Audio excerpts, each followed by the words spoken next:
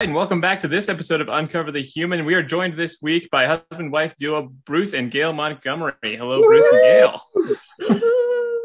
And we also have their dog, Henry. Terry. Terry. Oh, my bad. Oh, no. Terry the Terroir. And we wanted to bring Bruce and Gail on because they have just published and released their new book, Change: A Leader's Guide to Fixing Shit. It's a great book. It's super interesting and super fun. And we actually are going to do a couple pieces from it today, but I cannot describe this nearly as well as you guys. You guys lived it. Bunch of you guys let us know about the book. Let us know a little about the process. Thanks. Bruce actually just gestured to me, which is kind of unusual. So he's going to let me speak first, which is awesome. I'll think about letting you speak. Gold star for you. Embracing the change already. I know, seriously. So I will say, this kind of came about. Bruce and I happened to be in San Francisco a couple years ago and visiting a client, and we were walking around the streets of San Francisco. And I said to Bruce, this social media thing is kind of new for me. And I think I've done about a year of daily posts on LinkedIn, Monday through Friday, about leadership, about teams, about whatever, kind of my own content. And I said, I can't believe I've done that. And he said, yeah, that's kind of neat. Maybe we should make that kind of a coffee table book or a leadership book or something like that. I said, that'd be great, except, pictures and potentially if I was using a quote or anything like that, we didn't want to get into the messy trademarking of things. And so Bruce said, there is this book called the I Ching. And I was like, what is that? I've never heard of that. And do you want to describe what it is? So the I Ching, it's something that I did in the 1990s when I was in college. Old man. Yes, I know. Old man.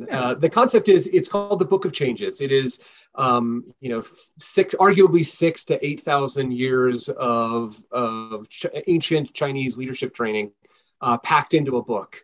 This idea that, with ancient Chinese philosophy built around elemental forces, built around ideas and concepts, and kind of getting and divining information with that in mind. So what we decided to do was to take that framework and turn it into a modern leadership book. So let's take modern leadership thinking, things like improv and followership and emotional intelligence. And then let's make it really active. Let's give, the same concept of gamification that the I Ching has. Let's build a game, build a code. And then from that, let's give very, very tangible next steps that you can do within minutes of reading what your current situation might be and how you can fix it. Yeah. So, kind of to try to put it as succinctly as possible, since we're already going on and on. It's a guide, right? Not a book meant to be read cover to cover. And it has 68 different. 64. Oh my gosh. Let's cut that. It has 64 different sections where basically you flip 3 coins 6 times. You build a code based on the table that's inside the book, and you go to that page right after you've asked your open-ended leadership question, and you get kind of a metaphor for what you might be experiencing right now, and then you get 5 actionable steps that you can take as a leader right now to address what's happening. And it can be anything like, your question could be, how as a leader can I help my team through this merger? Or, I notice my team has a lot of creative energy right now. How can I best bring them together and innovate, right? Things like that. So that's basically it. And it's just different. We didn't want to write the same old. Yeah. If in our experience, there are a lot of great leadership books out there, and some of them are tomes, and you have to spend a lot of time reading and getting into the content. And then many of them don't have any, other than the allegory, other than the comparison, they don't have any real tangible steps for you to do. It drives us crazy. So this was definitely of the model of, okay, well, let's do it fast. Let's get it there. And let's get people working on things, almost immediately. And we did this as a married couple. So we still are married. Yes, second book. Second people. book as a married couple. You want to know how to do that? Just ask Bruce. Yeah. So the next book can be on marriage and how to keep it going. How to write a book and still remain married. Whenever you go to edit your spouse's work, that's a tricky situation. Oh yeah, that's an interesting thing. So the first 32 sections I tackled. So basically we're taking the original I Ching book, right? And we're completely reimagining it with a business spin and current language. And then Bruce took from 33 to 64. And thanks for doing the math for me. And he did that. And then we, gave each other our work and started picking at it. And let's just be honest, that's hard. That's really hard. We don't have the same writing style. So it's super interesting. Of course, I just gave it away, and it would be so fun, I think, for people to try to guess who wrote what. Although I think it's kind of obvious now that I look at the book, I can see that. At the same time, there's both of us in each section because we kind of both got to put our hands on it. So yeah. That was a lot of talking on our part. Oh my gosh. I love the format. It's such a cool idea of how to do a book. I mean, it's literally like each were like even 2 to 4 pages of just some very quick hit actions. It's a super fun. It definitely is like a nice coffee table book, as well as just really excellent. Let's just try something different, shake it up a little bit. And within, like you said, within minutes, you can go try a completely different strategy on something that can feel abstract. It's super cool. I love the concept. Oh, thanks. We do too. Completely agree. It's been interesting with we've done a lot of testimonials. So we've gotten on with leaders. We've kind of explored what opportunities they might have as leadership, and then we asked them to ask the leadership question, and then played the game with them. And it is amazing what has come out. That just the response of, oh wow, I didn't see that this was coming, and 2, these are just the right tasks that I was thinking of. I need to get with my team to do these things. It's been really fun to see how people have interpreted it. Well, and I think originally we thought this particular type of book, the fact that it's gamified, might only appeal to a certain kind of leader, right? That is more kind of energy focused or more kind of future thinking, as opposed to a real type A kind of old management style, that type of thing. And the folks that we played the game with have run the gamut between the old kind of fashioned management style to the real ethereal leader that like wants to know what spirit animal they are, right? And so I want to know what spirit animal I am. And I don't even know. I got to figure that out. I know. Do you know? Next book? Can you write a book on how we figure out what's or a 65th chapter?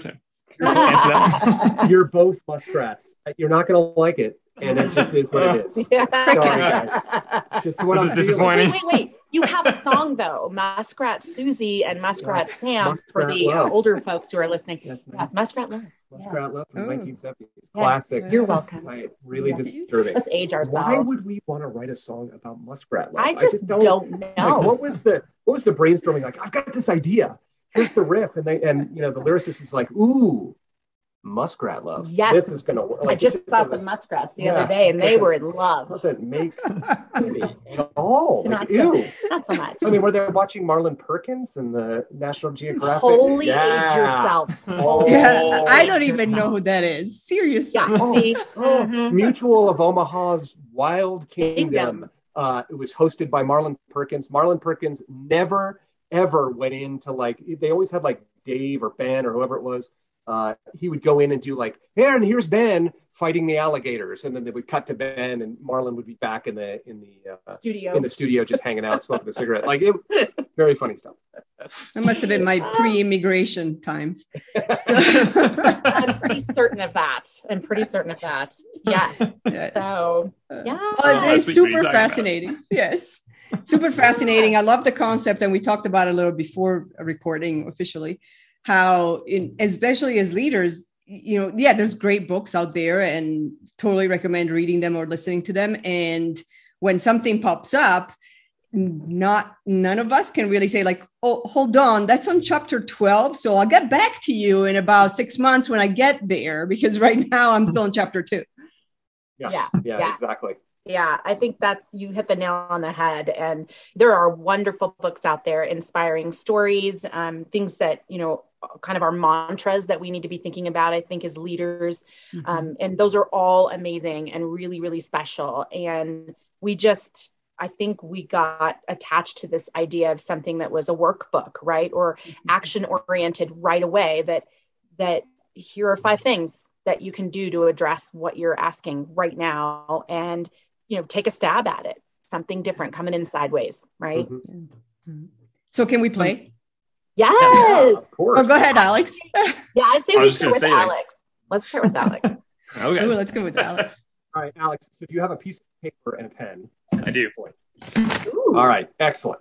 So the very first thing you're going to do is write a question, and the question is going to start with the concept of as a leader. So you want to start the phrase with as a leader, comma, and then whatever your question might be. And the question, again, can be broad. It could be, I'm just coming to the end of this project. What should I be looking for in my next project? It can be as tactical as, I know that we're trying to build X, Y, Z. What's the best way to approach my team and building it? Things like that. It really is up to you. And don't tell us what it is yet. We're going to have you just write it down on the piece of paper, and then we're going to throw the coins. And it's not, the little magic 8 ball kind of question. It's not the, what's the meaning of life? Should I ask Gail out? Yes or no? Odds are not in your favor or whatever. Yes, exactly. It's not one of those. So not a yes or no question. It needs to be kind of open-ended, if you will. Broader. So broader, yeah. So we're going to give you a hot sec to do that. In the world of podcasting, I'm sure that means that there'll be an edit here. Most likely, unless I keep talking. So does he get to then say out loud what the question was after we go through this? No, later. After we've built the code. So once we build the code and once we build the code. Does he ask it then? We can have it, or we can read it and then have him ask the question. We'll let you decide, Alex, if you want us to read the results first and then you tell us what the question is, or that's the reverse. I like either. So Alex, it looks like you're done. Do you have a I've got question written? All right, great.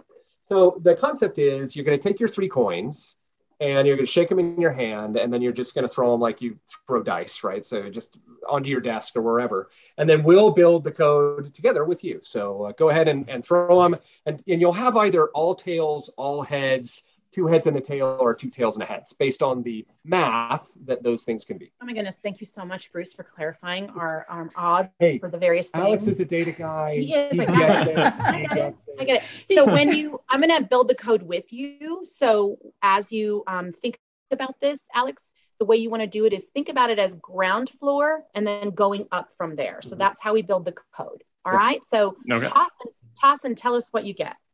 Okay, can you explain this ground floor to up? Because I have no idea what you just said. So you start with that. So the concept is the way the code is built. It's just built from bottom to top as opposed to top to bottom. Mostly we think of things like, I start at the top and then I put my next line and next line. In this approach, you start from the bottom line and work your way up, like you're building a building from the ground floor to the first floor to the second floor. And Thank you. Each coin toss or combination thereof translates to a solid line or a dashed line, or a line that is solid or dashed with a star. So one of those things will be happening. And we'll explain what that star means in a little bit. So Alex, you said you threw what was it again? 3 heads.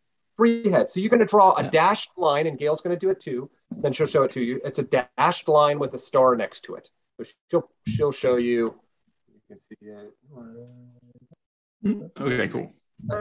All right, so that's the first one. So now think of your question again, and now you're going to roll, or you're going to throw the coins again. So keep thinking of that question and then throw the coins. And for our podcast listeners, we highly recommend watching the YouTube for this one. Thanks. Thank you. It's on our website. It's on our website. That's right. Experienceyes.com. I have 2 tails and a head. 2 tails and a head is a dashed line with no star. So it's just a dashed line. All right. And think of your question. And we're going to do this 4 more times. So let's throw it again. Thinking of that question in hand. Again, we're gamifying this whole process. 2 heads and a tail. 2 heads 3 and coins, a tail everybody. is a solid line. A solid line looks like that. Looks like a solid line. Cool. All right, 3 more to go, Alex. You're doing a great job. Oh, last coin. Uh-oh. That's all right. Just tell us what it is. Back, 2 heads and a tail. 2 heads and a tail is a solid line again. Boom. So we're at All 4. Right. 2 tails and a head. Tails and a head is a dashed line. Do you just know all of these because you've memorized them so well? No, I'm actually referring to the book because I still get them. I still transpose them, which is hilarious, but does happen. Yeah. And where in the book do you find these? So this is on page 22 in the book. So you can see here. Okay, excellent. I'm saying see to your podcast listeners, but I am showing it to Alex and Cristina. Your last thoughts, Alex. What do you got? 3 tails. 3 tails. 3 tails is a solid line with a star next to it. All right. Got all the varieties in there. All right. Yes. You see the same, Alex? Yes. It's a nice Okay, potpourri. All right. So now a page later on page, or 2 pages later on page 24 is the code grid. And basically what this is going to do, Alex, is help us generate the actual code. So you've built the code. Now we need to align the nexus of those combos to a specific location or a specific page. So this up here represents the top 3 rows, and the column represents the bottom 3 rows. Okay. Solid dash solid on the top. So solid dash solid, which is this column here. Alex, see if you get the same solid dash solid. Okay. And then we have solid dash dash. Solid dash dash, which is, so if I draw the line between them, I get to 56. So here, solid dash dash here, 56. Are you reading or am I reading? That one's mine, so I'll read it. Okay. And we've got stars that you said you would explain later, correct? Yes. Yes. We'll explain that after we read the, the first result. Hold on to your question, but I'm going to read this and then we'll talk about your question. So I've navigated now to code 56, which is this one right here. All right. Each page. Leaving on a jet plane. Yes, that's right. So each page has kind of a quote, an overarching quote, right? And on the left side's that kind of metaphor or kind of, summary, if you will, distilled idea of where you are, what's happening potentially. And then on the right-hand side are your 5 actions. So Bruce I'm just gonna read it has aloud. written this. So he's putting on his old man glasses right now, ladies and gentlemen. And here comes the reading. All right. Well, the 3 of us already have glasses on, so thanks for joining the club. Thanks for making us feel better. That's right. The quote is, "The world is a book, and those who do not travel read only one page," and that is St. Augustine. So this is traveling or leaving on a jet plane. You are in a traveling mood. You're willing and ready to explore new locations, experiences, or jobs. At the heart of it all, you are on a quest for knowledge. Why wouldn't you want to immerse yourself in a whole different culture or stretch your wings on a new adventure? There are whole civilizations and traditions that you've never even seen. The newness is fun and exciting, and you are exhilarated just at the thought of packing your bags and racing to the next amazing thing. You're like a passenger sitting on a Boeing 787 as it touches down on the tarmac of Sydney, Hong Kong, or Dubai. This wanderlust can serve you well. You get to know a lot of people, all of whom serve as connections to the experiences for your next international trip. Stay in contact with them as they may open the door to exciting opportunities. Your travels also provide you a broad amount of experience, something that many people will never get. That said, you aren't necessarily an expert in something, loaded with deep skills and understanding. Rather, you find yourself able to apply your past experiences to a variety of situations. If you move into a new role or gain new responsibilities, don't assume that everyone wants to hear about all the things you've done. Settle in and listen. Did you hear that, Alex? Did you hear that? Keep it to yourself. Yeah. Spend the time learning the subtle language of the people around you. They are communicating in numerous ways, and it's your responsibility to approach them with humility and generosity as you make every effort to meld into their community. You are a newcomer. Avoid getting sucked into any drama. They will let you in, and then eventually you'll hop onto another plane. The drama will come. Just let it come. Sure. That's right. So Gail's going to read the actions, and then we're going to have you do your questions. Okay. Or your question. So action. First, as you enter any new situation or experience, spend time listening. Don't tell everyone about everything you've ever done. Rather, make your conversations about the other people. Say things like, tell me about that, or how does that work? And then absorb and document all the information you get. Be inquisitive and childlike as you learn. Second, as you settle in, avoid making huge changes to culture, existing processes, or people. Focus on working to understand why things are done in the way they are. If you already know how to do something, there are still things you can learn. And remember, no one likes to be told what they're doing is wrong or should be done differently. Be patient and wait for the right time to give input. I think I should tell a lot of leaders to do that. I'm just saying seriously. for Change management 101. 100%. Right.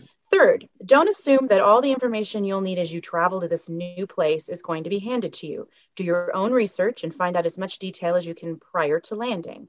Search the internet, watch videos, seek input from others. Stay open and curious, ask questions, and use multiple resources. Fourth, leverage your network. The more you move from experience to experience, the more people you'll know. Aim to be the great connector, able to link people, processes, and situations. You may not know how to do something, but you certainly know someone who does. A word of caution, though, when you see a connection, don't just throw names out there. Instead, make suggestions when it will have the greatest impact and people are ready to hear them. No, that's smart. I like that one. Yes. Of course, I'm judging my own thing. Finally, I wrote this one. Oh, I know, that's right. I contributed. Yeah. Finally, avoid getting drawn into emotionally charged situations, such as the one that will happen soon between Bruce and myself. This is awkward. Whenever you walk, last podcast for both of them. exactly. How to be married and work together. Whenever you walk into a new environment, there's a chance that emotions could be running high. This might be because you are seen as a threat, or there may be some underlying tension among the team. Step back and take it all in. Avoid taking sides. Instead, stay neutral and behave with dignity. And then usually there's some kind of like nugget of wisdom at the very end in the form of like a statement. So keep your bags packed. You never know when you'll get the chance for your next adventure. So having read that now, I'd love to hear your question. So my question was, as a leader, how do we best prioritize and delegate our two main efforts as SIAMA, which are our content creation and our projects? We have consulting projects, we have content creation. So trying to figure out how to best prioritize these and best use all of the resources we have. All right. What resonated with you, if anything, in kind of what you heard? So like, it's really fun to like hear these things while thinking about like your question, because then you have all these extra weird connections that are there. Because I think at all times, like you're always close to thinking about all the big questions we constantly have, either in business or life. And so it's really fun to like hear these anecdotes while and like the actions while thinking about it, because it really comes down to one thing that we definitely just kind of need to do is reach out more to people who do a lot of content creation and figure out what the marketing strategies are. We need to do a little bit more about like how we know a lot of people in our network, you guys included, like this book, who have done this kind of creation, this kind of and you've done a bunch of consulting projects. How do you find the balances? It's a really good reminder to go find those. And I already have like 3 names I wrote down for people to reach out to on the and I'm ready to reach out to get to this. So I think it speaks really well, Alex, and this is just personally knowing you about, that comment of you're not necessarily an expert on something, you know a lot about a lot of things, which, if I think about it from the perspective of what you just described, it also makes it difficult to be proficient at something when somebody else is an expert at doing X, Y, or Z. So, looking at the actions through that lens, there is some some talk about not just leveraging your network and connecting people, but also leveraging your network to do things, to help you do things and get things done and execute. That's actually interesting, because today on LinkedIn, I made a comment kind of similar to this. Mm-hmm. Someone posted something about, it was tips to have a larger presence on social media. And I responded by saying this, these tips that you've included, this idea that I think that the first line was, you don't go, you don't take a lesson or 2 or 3 lessons and then expect to be proficient at something, mm-hmm. right? Cristina, you and I have talked about that. Yeah. Why would you have those expectations of something new that you're taking on, right?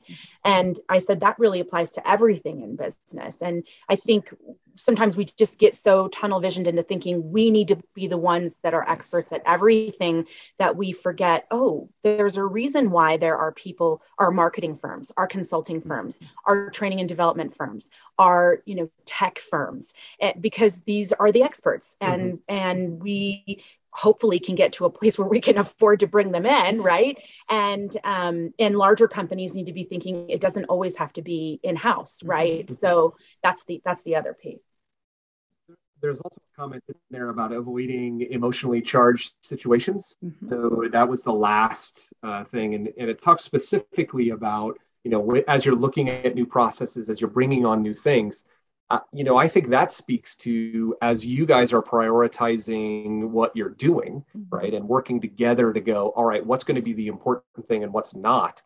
It might be really easy to get spun up about what one of you or both of you think might be the important thing, and just really working to step back and be honest with yourself and honest with each other as business partners on, hey, I can get that done, and I can get it done within this time frame. And these other things will need to be handled by somebody else in order to make that happen. We experience that too. All the time. Well, it's hard when it's just 2 of you and there's 15,000 things that need to be done. Yes. Well, and if you're anything like the 2 of us, I mean, we love new ideas and we love new concepts. So like, I'll get, do I want to go learn how to use Adobe Premiere Pro? No, but as soon as I'm in it, I'm like, oh, this is so cool. Yes. Look at all the things that I can do, which have nothing to do with my business, right? I'm just learning it because it's cool to learn. So it's also balancing that piece. So there's one other component, Alex, and then we'll ask you to reflect again. Is this actually, because you've got the asterisks, because you have the stars next to it, the concept is might represent the direction that you're going, as you're embracing and doing these new things. The first part represents where you are right now, and the second piece represents where you might be headed. And so what we do is we take those lines that have asterisks. So in your case, you had a first top and the bottom. Already. Oh, so you changed already? It was solid at the top with the star, and it was dashed at the bottom with a star. Oh, okay. You just change it. So I erase this. You make that dashed, and you make your dash at the bottom solid, which then if you go back to the table right at the beginning, the code generator, at the beginning of the book, you get, strangely enough, the page before, which is page 55. So I find this interesting. And typically the way the I Ching, the original the document, the original book is structured is that this is either potentially where you're headed, or you might already be experiencing some of this. And you only read kind of the metaphor side, the left side, not the actions, because that gets muddy with the things that you're supposed to be concentrating on with your original question. So Bruce will read just the metaphor side of where this is heading. So this is called the summer solstice. The summer solstice is an expression of love. It shows us the opposition of light and dark, expansion and contraction, so that we can recognize our options as we move through our lives. It's by Gary Zukav. Zenith. June 20th, the day that ushers in the summer months, filled with steamy nights, fireflies, s'mores, and wedges of watermelon. Universally, the summer solstice represents both an end and a beginning. The sun can climb the heights of the sky no farther, and on June 21st, it will rise again, only to begin the slow march back from its zenith. In the span of one instant, the longest day is no longer. You are in your summer solstice. You've made it to the top of the sky and breathed the rarefied air. Enjoy yourself while you can. At the very least, the view is stunning. Your excitement and pride are undeniable. We get it. You're awesome. Evaluate your behavior and make every effort to keep yourself humble and modest. You might have already alienated some folks, so be wary. Yeah. That's okay. Made it to the pinnacle of the sky, so you must start your own trip back down. As you do, don't fool yourself into thinking that the high points are over. Search for other big opportunities. Look for around for new ideas, new approaches, and new passions. As you bask in your success, continue your quest for growth. This is the perfect time for self-reflection and self-discovery. Arriving at the apex is only a fleeting moment, so be expedient and jump onto those new things before the next sunset. As you reflect, look for another sun on the horizon, like Luke Skywalker on Tatooine with two suns. You can tell who I was just thinking that. Yes, we know. Nerd alert. I'm aware of that. Ding, ding, ding. That's the image That was I part had of in the my original I mind. Ching, right? Yes, totally part of the original I Ching. When there is a high point for one thing, it doesn't mean that there can't be a high point for something else. Identify and share this new vision with your team and trusted partners. Yay. Love that. Oh, that feels like something that Cristina and I do all the time. We have so many ideas to do this. It's the reflection piece we need to maybe do more on. Yes, definitely a reflection piece. Yeah, I love it. So that is the game. Mm-hmm. That is it. I really like this because it really stirs up how to reflect on things. Like, it stirs up how to just think about the complex things that we're trying to solve for at any given time. As leaders, there's always some complex problem, whether, like you're saying, it's something like getting your team to go get behind some change, or planning what you want to do next. You're talking about what you're going to be doing next with Experience Yes, and how you guys are going to be working together. I mean, all these are such seemingly amorphous questions that are always bubbling, I feel like, under the surface for us. And this is a really cool way of just like cutting right into, I don't know, let's think about it this way. Let's try it from this angle. And there's a whole different set of, I don't know, it's a very liberating way to kind of shake it up and stop saying the same 7 things about, whatever question you have. Yes. Yeah. Hold on. Let's pivot. Yeah. And at the end of the day, let's pivot again. Oh my gosh. Indeed. Yeah, the new perspective is key. Yes. Yeah. Yeah. The new perspective is key, and also looking at things in a completely different light and figuring out new ideas, new ways of interpreting it. And without, necessarily having let me sit down for a month and a half with someone and talk it through. Yeah. Yeah, yes, exactly. Oh, yeah, it really is. It really is that concept of looking for the connections, right? It's the idea that this is, as you put it, a different way to look at things, right? A different way to coming at it sideways, and then looking at the ways that connects to the way that you're currently living your life, or living your leadership life in that case.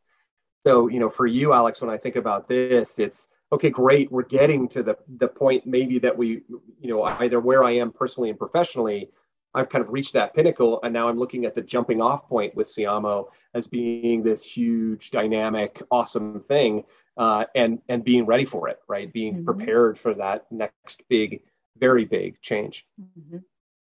Yeah, I'm all for that. So jump.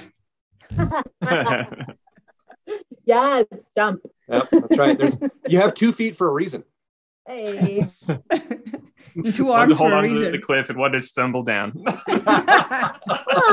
Perspective. That's why your arms are there to catch you before you hit your face. Right? Yes, exactly. You'll get wings at some point.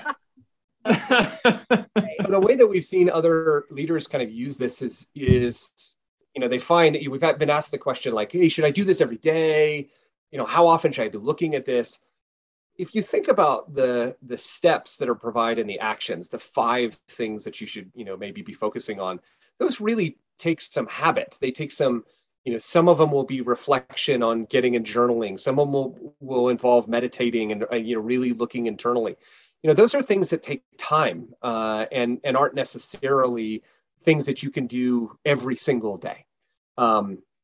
With that being said, it doesn't mean that you can't ask a series of questions and then read and try to pull out where you should be putting your focus, from a macro and micro level. Also feels like an excellent thing to do to when you start to feel like that stagnation, right? When you start to feel like, I'm not making any more progress on this question. How do I make the next step? Sure. Yeah, it's so interesting. You should say that there's a chapter in there called, I think, Mosquitoville. Yeah, I wrote. Yeah. Because in stagnant water, there's actually a lot of life that is happening and growing. And we often think that when things are stagnant, that nothing is happening. And so that's a chapter that's in there as well. Mm-hmm. And it's a really interesting perspective about stillness and about the importance of it. And we get caught up sometimes by thinking that if there's not, action all of the time or movement, that somehow we're stuck. Mm-hmm. And a lot of times that is not the case. So, yeah. So thanks for playing that with us. Yeah. Oh, thank you guys. This is super fun. Yay. It definitely is. Cristina, did you want to do it? Do you want to talk about a different subject? What do you want to do? Yeah, let's do it. I really want to do it. All right. So you need a totally different question, Cristina, okay. Although it may be similar, but it needs to be in your words.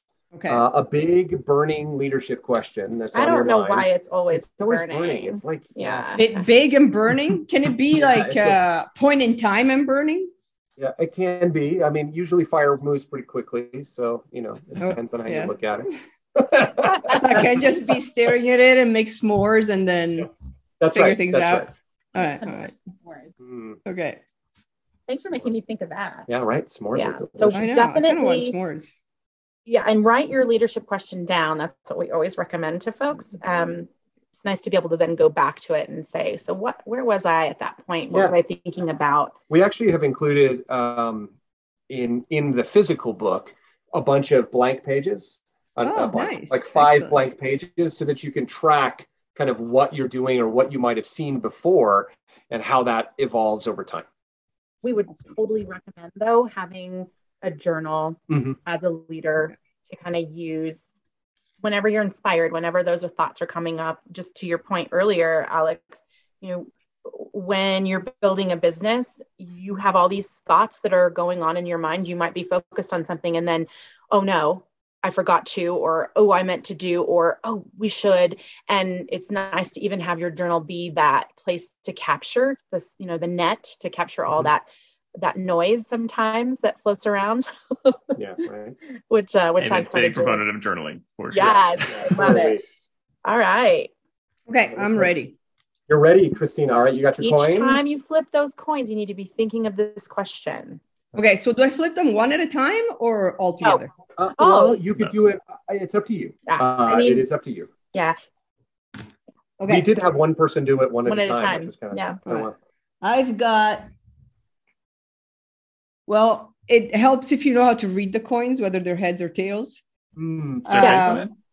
Pause for a sponsor, a station identification or an advertisement. Okay, 3 tails. 3 tails.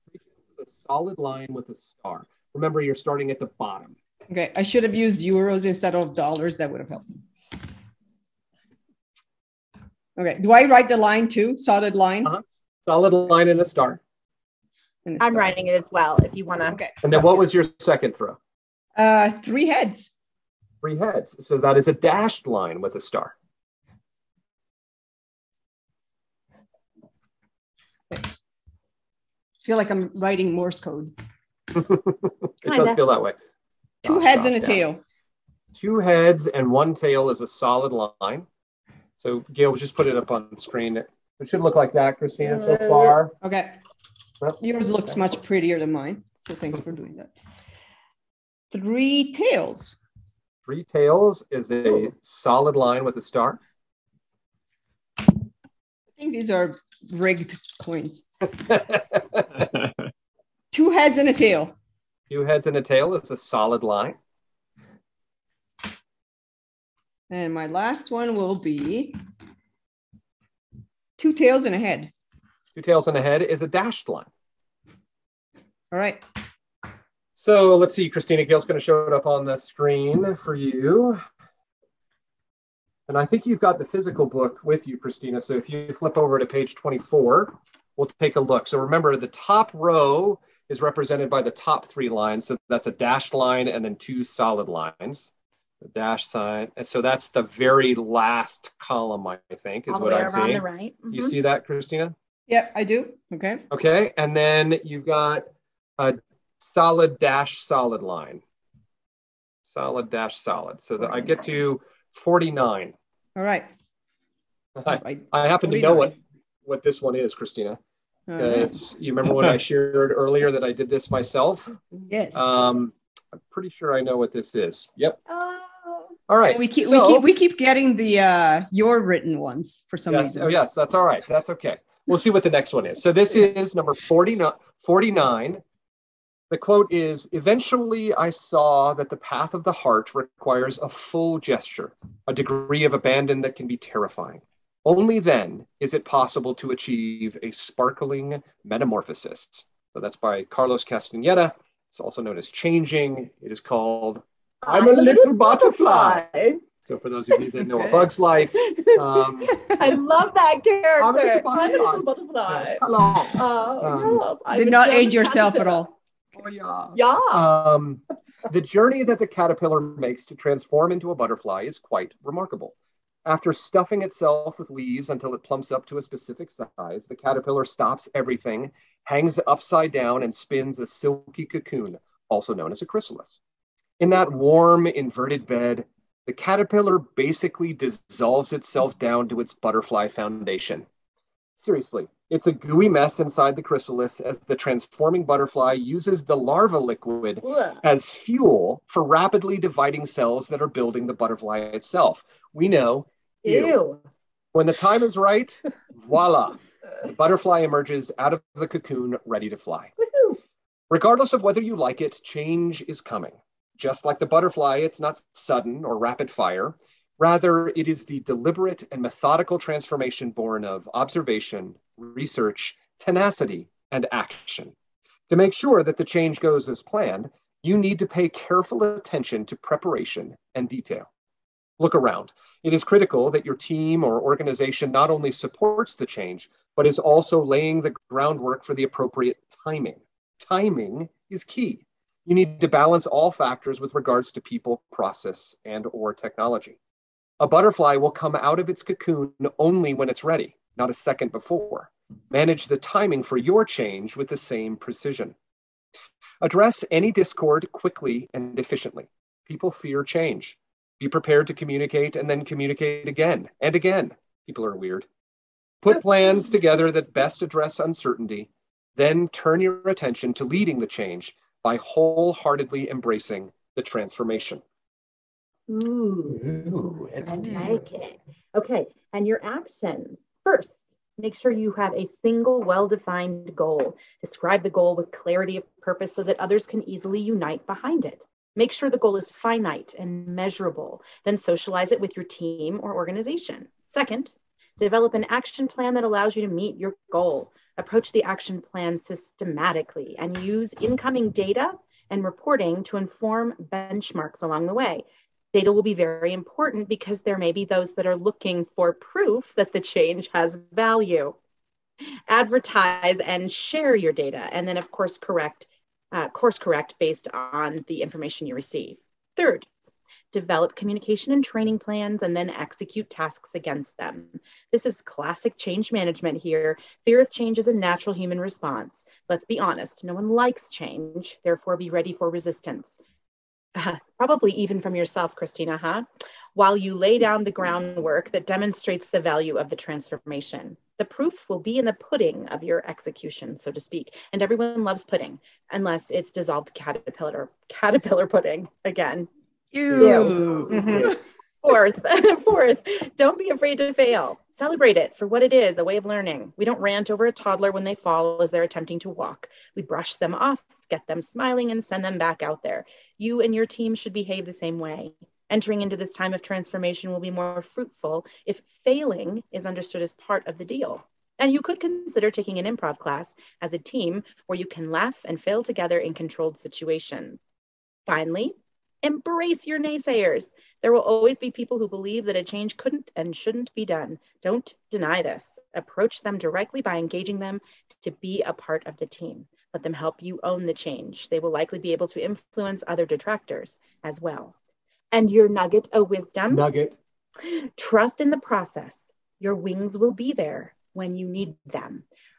OMG, did you not say right before this that Alex needs to have wings, or he will get his wings, or something like that? He will get his wings. Am I right? I feel like you said that. So I did say that. What was your question, Cristina? What was your question? So my question, interestingly enough, it's actually a little bit scary here.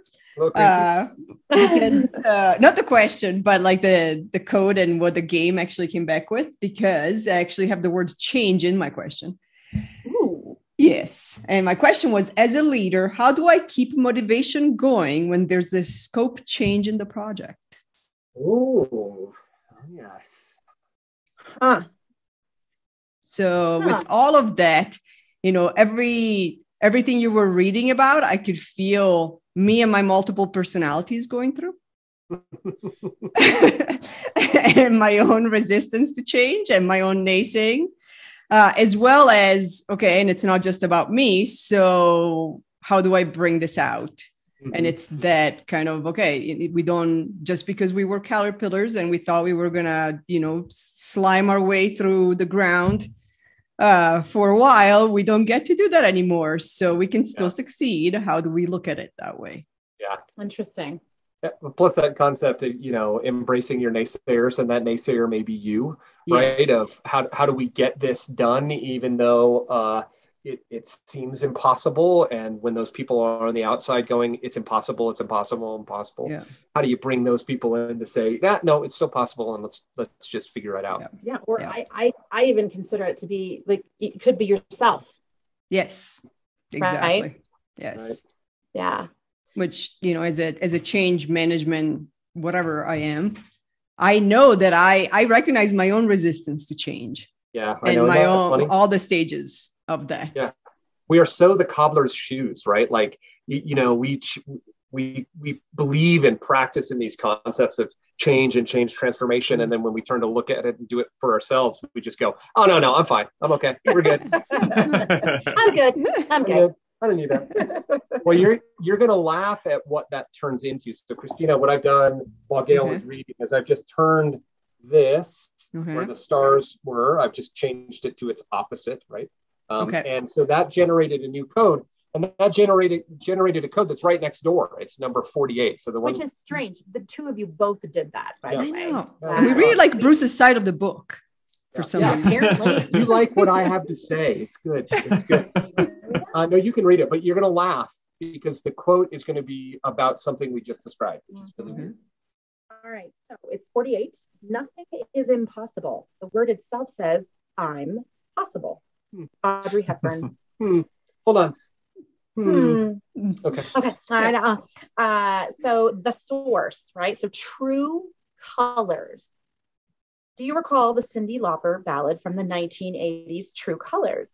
Believe it or not, the lyricist Billy Steinberg actually wrote it about his mother. No comment here. During the songwriting process. No Hamlet comment? No. Macbeth? No. Hamlet? Which one was it? Yeah, exactly. Any Disney movie? But during the songwriting process, the team quickly identified that the lyrics had universal appeal. Remember the lyrics? And I see your true colors shining through. I see your true colors. That's why I love you. That's good stuff. Your goal right now should be to analyze the true colors of your own goals and decisions. Settle in and focus on identifying what you are meant to do. Do your actions support it? Are you aligning with what makes you most happy? Challenge yourself to follow the path that is illuminated by your own insightful research. Trust your instincts and then line up your decisions accordingly. By looking deeply inward, you just might find a source for inspiration. Don't just stop there, though. Look at your team and team members. They are in desperate need of their own inspiration. Spend the time and effort to learn about their goals, their wants, their dreams. As you uncover more about them, make every effort to assign roles and responsibilities that align with each of your team members' true colors. You might even consider reorganizing the team. Avoid thinking that you have all the advice just because you've started down your own Cyndi Lauper path. Don't worry. You're well suited to provide guidance and instruction. It's just that you might want to make sure that people actually want your advice and input before you give it. You might be able to see all the colors in the spectrum while at the same time have team members that are colorblind. Mm. Dun, dun, dun. Pretty amazing. Right? It's pretty amazing. Good yeah, stuff. It's good stuff pretty, right there. It's uncanny and excellent advice. Like I love the guiding light that I think it provides, especially when we're stuck with some of these questions and issues. We tend to then not see the way out and just spin and spin and spin in place. And so we just need kind of like a beacon of like, hey, there's another way of looking at it. There is a light. You just gotta be open to seeing it. Mm-hmm. Well, and also, Cristina, just knowing you and knowing, some of the things that might be going on, it's balancing the true color of who you are as a direction and a visionary of what you want to build and what you're trying to do, compounded with this, this other work that's going on that is necessary work, and it can or cannot be exciting depending on how you look at it. It's one of those things that I think that marries those two pieces together as you're going from a butterfly of transformation to also making sure that you're keeping the true color of your intention real and at the forefront. As I'm drawing, I don't know what this is. I don't either. Yes, it's the slime that I'm bringing over from being a caterpillar. It's a little butterfly goo. Yeah, it's a little goo. Yes. Caterpillar glue. Caterpillar. Yes. Goo or glue. So good. It's like Augustus Gloop in Willy Wonka and the Chocolate Factory, really where he's eating the chocolate, but it's just butterfly goo. No, that's not like at all. So good. Yeah, I don't know why people resist change. Yeah, Bruce, no. Did you hear that laugh? That was very like evil conspirator.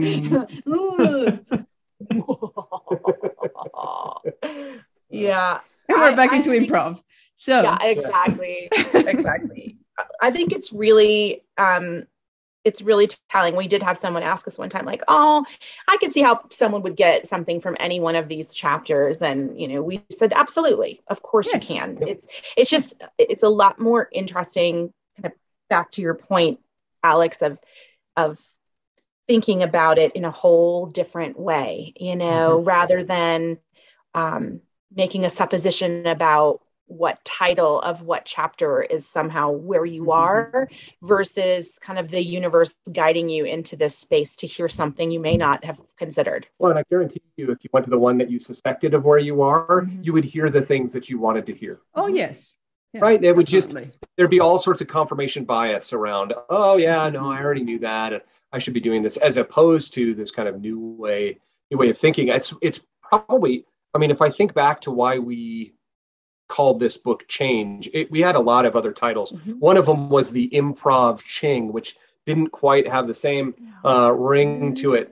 There's the Book of Changes is what the I Ching is the subtitle. It's called the Book of Changes, or other title, if you will. So we liked that word change. And then we realized that as we were trying to go through our own transformation and then looking at the classic improv game Change, which is where two improvisers come out onto stage and there's a third improviser who sits off stage with a little bell. And the two improvisers start a two-person scene, and then the person sitting off stage rings a bell when they want that last sentence or that last action done in a totally new or different direction. So you're forced to, on the spot, if I said, I love you, and they said, ding, I would have to say, I want to have children with you. Ding. I hate you. Yeah. And then now the scene goes in totally different direction after those dings or those changes. That seems to be the underlying goal of what we were thinking about with this book, of how do we get people to think differently and go in a different direction than they never would have considered before. Well, what I find fascinating too is that, as you said, like, I'm sure you can find some alignment and something resonating in whatever comes up from the game. And as you were reading the chapters to me, what I was thinking was like, yeah, you know, like none of that is a surprise. It's surprising. None of that is something I haven't heard before, well, especially on the change management stuff. I've been preaching it for years. So hopefully I've heard my own preaching. And, but it's more about like, oh, it's almost like a confident booster of like, I can do that. Mm-hmm. I can think that way. I can approach things that way. I can take those action steps. I almost see it like as an automatic coach. Like I now have the confidence to go off and be like, yep, I know how to approach the situation. Yeah. Oh, like reinforcing, right? Yes. The knowledge that you already have, reminding yourself that yes. everything you need, all the tools are inside of you, right? Mm-hmm. And that the confidence, you just might need a confidence booster or a reminder, gentle reminder, and something to kind of, I guess, affirm, right? And it's like an affirmation, really. I would also say that, you know, this concept of daily practice, weekly practice, monthly practice, that, you know, what you guys said at the very beginning, this concept of, oh, you do it 3 times and then that's enough practice and then you're fine, right? Whereas, you know, coming from the coaching space, Cristina, which I know you have, this concept of it really takes commitment. It takes consistency. It is amazing. Like you guys have gone through how many podcasts have you done now? It's well over 50, right? Are you in the 60s now? 50, almost 6, 7. 56. Yeah. So, you know, with that in mind, you just these steps forward of, I want to put a goal out there. I want to do something. And then I march toward it on some daily or regular cadence. Yes. It's amazing how the world can change at that point, right? Yeah. You know, certainly you can change at that point. Yeah. And I also love that you've wrapped each of these in a metaphor too, because the metaphor really can help you. Like you're saying, there's some good reinforcement in just hearing some of the lessons you know before, hearing it from another one. And the metaphor gives that a whole wrapper of like, now I can connect this to the dimension, which sometimes can also give you an idea of the next place to step off. Yeah. But it's a great like way people learn. It's story. Yeah. That's right. Mm-hmm. That's right. And we try to keep, certainly throughout the book, many of the comparisons are funny. Not all of them are. Not all of them are, but many of them. It's okay. There are none that are funny in the first 32. That's all I'm saying. Wow. And then after that, they get super fun. No, I'm kidding. Yeah, honestly. I'm kidding. As soon as you said Tatooine, you knew who wrote that. Come on. Yes. You say caterpillar goo and you know. And caterpillar goo. I mean, that was full on Bruce. Yeah. Maybe a little bit. Maybe just a little. Stay back, ladies. He's mine. And gentlemen. And they. All of you, just stay back. I'm bespoken. So I 100% agree that this is like, I love the mix up in the game to get you into thinking about this different ways. I think that is a great way to do it. I do want to highlight for anybody who just wants to get into this in a different way. You guys have a great appendix listed towards the back of where, you know, you have like a situation. Here's a good metaphor to go start with. So if people are a little leery of just trying, but I hope that this has convinced you that like trying is a really fun way to do this and that is a very helpful way to do it, even if you think you have your theme in mind. But in case you did want to do the themes, you guys have a great appendix there to go link you right to a game. Yeah, that's good. Alex, just to give you, your listeners a couple of examples, you know, we might say something like, when you need to lead by blending into the background. If you already know that, there's a code like here. When your goal is in sight, you know, when you have an abundance of collective creativity. So those are just, you know, simple ones that you can look at and go, oh, that's code X. Let me go read that and, you know, and see what I'm inspired by from that point forward. It's also actually a pretty fun way to like come up with a question, go through some of those situations and start to think about the ones that hit with you. Yeah, right. Because you may have buried it, right? Yes. In your daily kind of just frenzy of working and getting involved in something, you may know something's going on, and yet you haven't kind of given it space on the surface to kind of live. And then you can be inspired by looking at that and saying, oh yeah, no, I do have someone on my team who's not rowing the same way everybody else is. And what do I do about that? Right. So yeah. Yep. Well, and there's an element of vulnerability that goes into actually asking the questions and writing it down outside of having to do it on a podcast, even and then saying it out loud. We have a team that we've worked with that they actually ordered copies for their 30 senior leaders. And what the person who brought us in, their VP of HR, said is They're going to work it as a group. So they're all going to do questions. They're all going to roll or throw coins. They're all going to get their code. And then they're going to share with everybody what the question was, what the code was, and what 3 things they're going to take from the 5 tasks or 5 actions that they're going to apply right away. So really interesting way to kind of take a leadership activity and ingest that right into daily working, your daily working cadence or process. Yeah.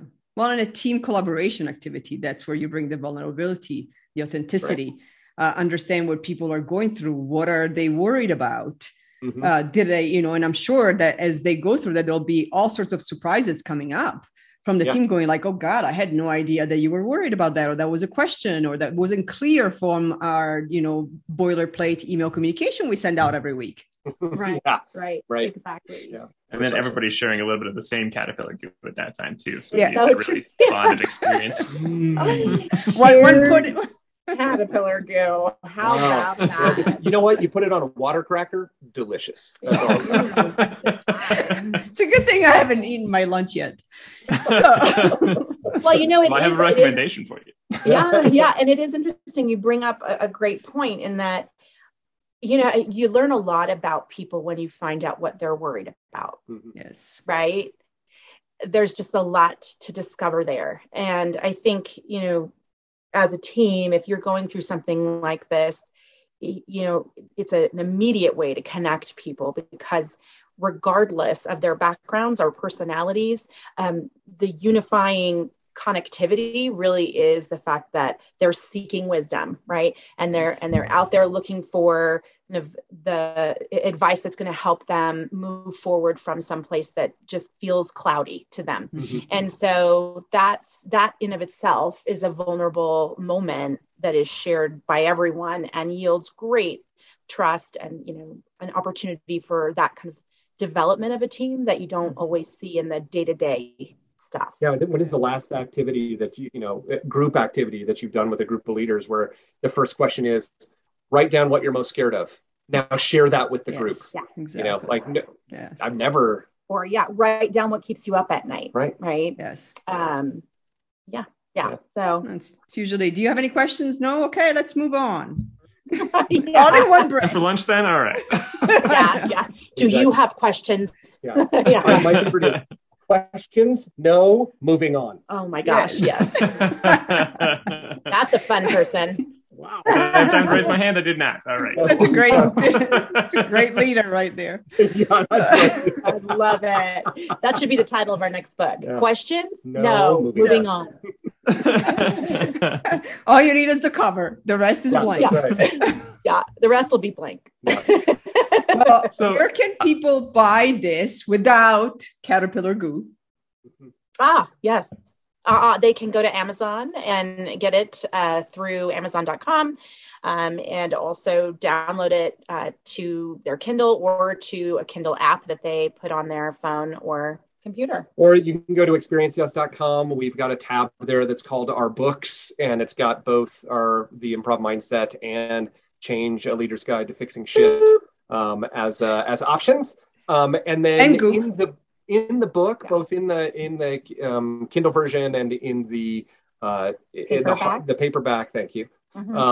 There is a QR code that links you directly to the instructions. So if you were intimidated by the multi-step instructions that we described with Alex and Cristina, there's a quick way to get a video of us just walking you through it. And it is us in our daughter's bedroom showing you how to do this. So it's intimate.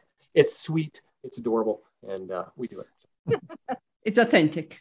It's authentic. It is true to us. That's for sure. We definitely are lucky to be able to do this with you guys as the authors. So if people are looking to find and get in contact with you, would they go to the Experience Yes website as well?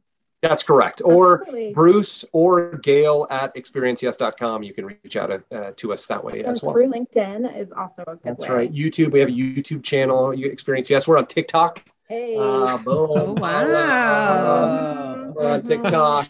That younger demographic. I know. Way to rejuvenate yourselves. nailing that. Nailing it. We're trending, I'm sure. That's right. And boring 50-year-olds. Hey, there's a market for that. There is a market for that. Yeah. Hey, and speaking of that market, the video that we posted yesterday now has 466 views on TikTok. Suck it. We're going viral. Woo! You are going viral. Living the dream.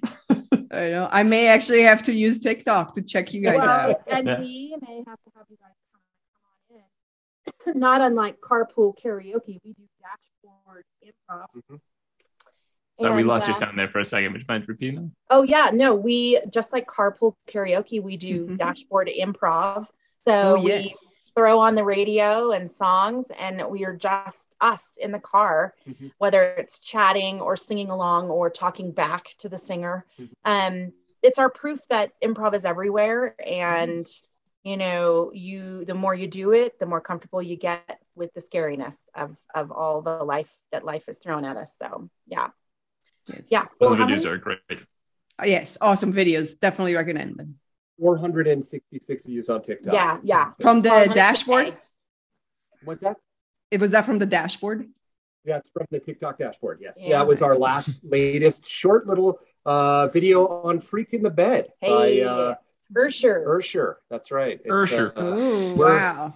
We're hilarious. We are hilarious. I'm sure. Mostly me. Sometimes Bruce. That's right. I look pretty. Thank you guys so much for joining. This has been truly a blast, and we're so glad to be able to do this, and so glad to be able to do the game too. That was very fun, very illuminating. I hope everybody gets a chance to do it. But check it out on Amazon, on Kindle, and check out Experience Yes with Bruce and Gail. Yay! Awesome. Thanks, guys. Thank you, everyone.